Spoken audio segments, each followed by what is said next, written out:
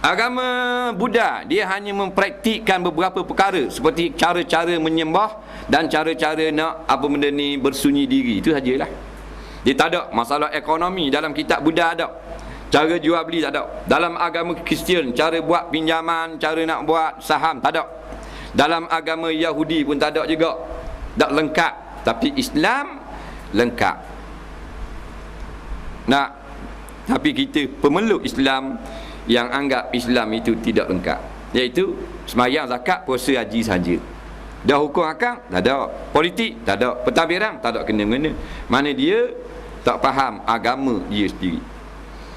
Jadi diturunkan martabat Islam daripada yang sahabi lengkap menjadi tidak lengkap, sedangkan agama Islam yang paling lengkap.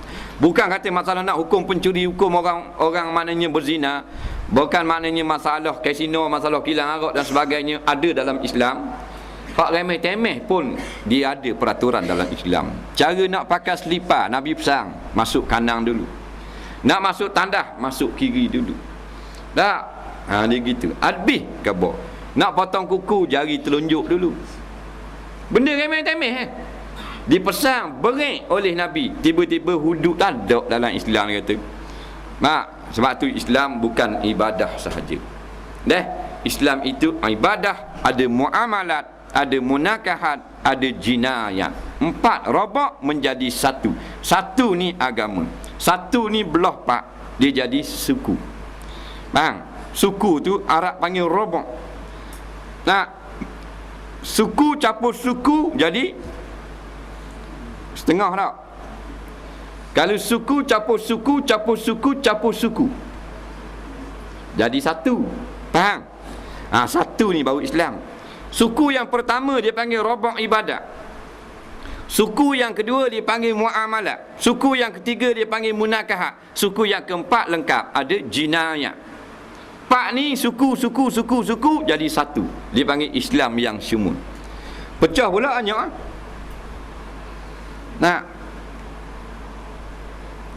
Orang lain ni tolak jinayat. Mungkin dia ambil ibadat ikut Islam. Muamalat, jual beli ikut Islam, akad jual beli biarlah. Munakahat dengan tok qadi dengan ijab kabur molek ikut Islam. 3 saja. Jinayat tak ada. Hudud tolak, siap nak samang hudud. Jinayat tu masuk dalam jinayat itu ada hudud, ada kisah, ada ta'zir. Faham tak? Jadi dia 3 saja daripada suku. Tak cukup, kurang suku. Kurang suku ni orang panggil 3 suku. 3 suku. Haji ni haji 3 suku. Jadi ramai umat Islam sekarang, umat Islam 3 suku.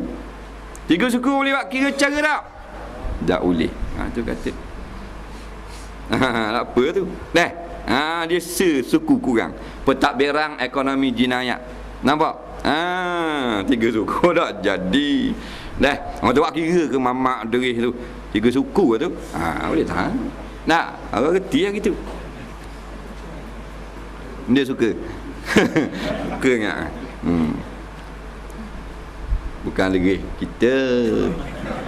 Maksud.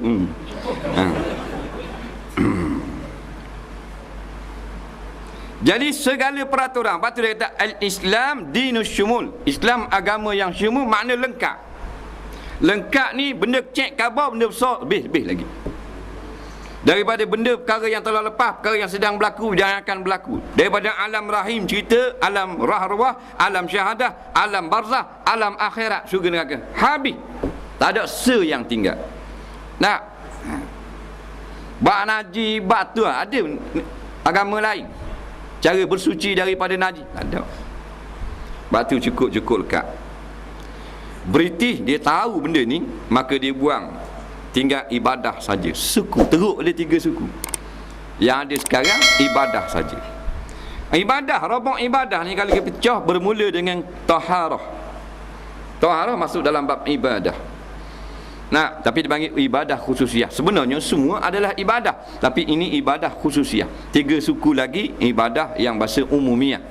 Faham? Batu dalam ibadah dia ada taharah. Lepas taharah dia ada solat. Lepas solat dia ada zakat. Lepas tu dia ada saum, puasa. Dia ada al-haji wal umrah. Dia ada kurban.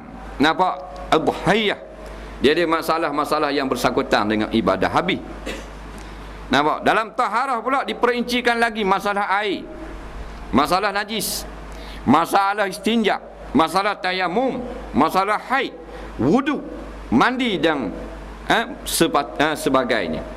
Tu kata lengkap habis, berceceh-ceceh lengkap habis. Nah, kita saja tunggu buang masa dak nak mengaji. Tu kita buang masa. Cari ke ilmu dunia saja, belajar juga. Tak sampai masa dak boleh nak beramal sekarang. Bukan salah cari ilmu dunia, tapi akhirat ilmunya kita tak ada. Kita lupa. Tak?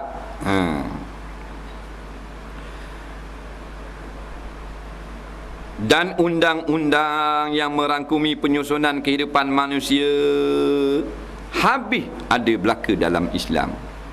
Lepas tu tak usah tanyalah, kalau berjalan undang-undang Islam ni, kalau orang rogo gini-gini, tak tanya lekat belaka dah lah. Kitab bapak-bapak kita murti. Dia kata kalau jadi gini nak hukum mana? Cakap banyak sungguh. Tak tanya kita bekoh ha. Nah, bapak-bapak kita seguni bab nak jenayah Islam. Rajin lama ke dah? Dah buka lagi dah rajin. Dah saya cakap banyaklah, ada belaka dah.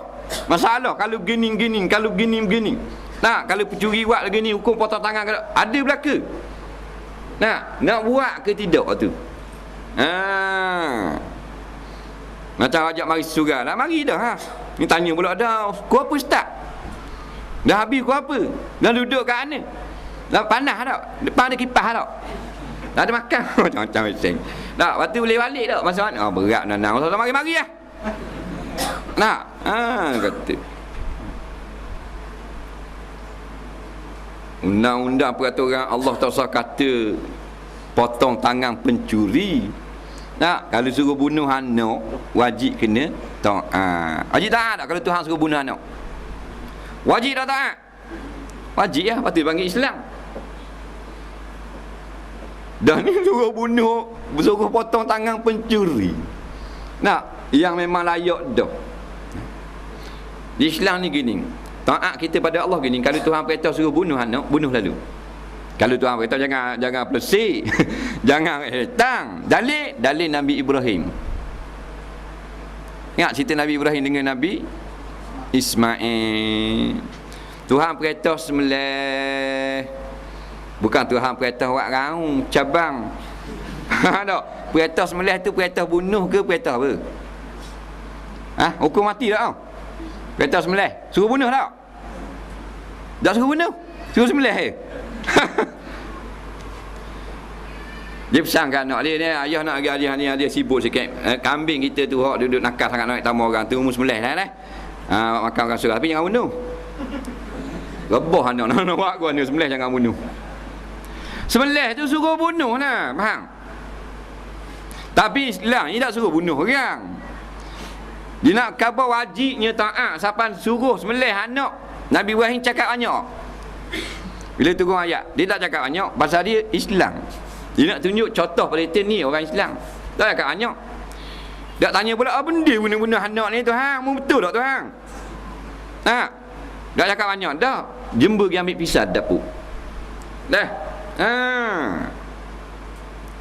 Ni kita suruh melih lembu nak kakak takut nak mampu. Tak kata nak suruh sembelih anak. Suruh sembelih lembu. Takut. Ni haji kita 20 tahun, rebah tak rajin. Mana kena kebitin tak mau tambung. Beri makan kau orang. Bukan sembelih anak, sembelih lembu. Tak ada piti, melih kambing. Kambing mahal kot 500. Biarlah dah dapat pahala korban pun, pahala sedekah, melih ayam. Melih ayam. Ayam berapa sekali ni? Hidup. Tak tahu. Pak, ayam apa lekor hidup? Dia tahulah dia pembunuh ayam. Pokok ayam marah ni. Bunuh ayam. Berapa lekor? Tak tahu juga. Tokai ayam pun tak tahu berapa lekor. Kecuri ke? Ada 10 ya sekor tak? 10 ya sekor hidup. Biarlah kalau nak semula kami 500. Tak ada piti. Sekor ayam. Meleh panggil orang 2-3 orang makan rumah. Tak juga. Berat kita ni, berat. Tak. Berat, bukan nanang dah, 12. Apa benda nak jadi kita ni?